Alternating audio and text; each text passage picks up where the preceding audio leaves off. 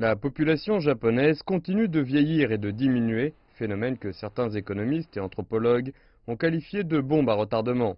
Le pays a annoncé qu'au mois d'octobre, il augmenterait sa taxe à la consommation, la faisant passer à 10% contre 8% actuellement, en vue d'atténuer le problème.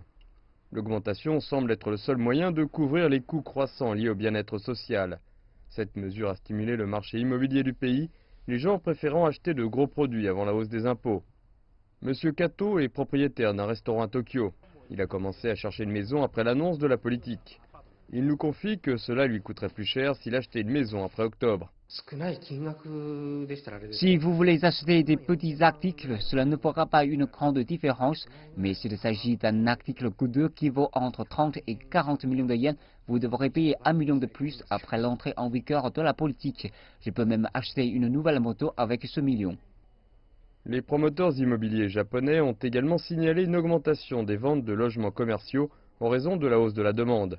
Les données montrent que le nombre de nouveaux logements commerciaux a augmenté de près de 7000 depuis novembre. Cela représente une augmentation de 70% par rapport à l'année précédente.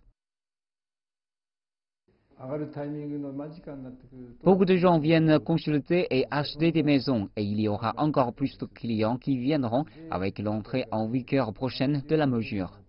L'augmentation de la taxe à la consommation est la deuxième d'un doublement longtemps planifié de la taxe.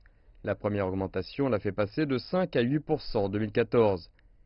Des analystes ont déclaré que le Japon devrait ensuite relever le taux de l'impôt sur la consommation à une moyenne nationale d'environ 19%.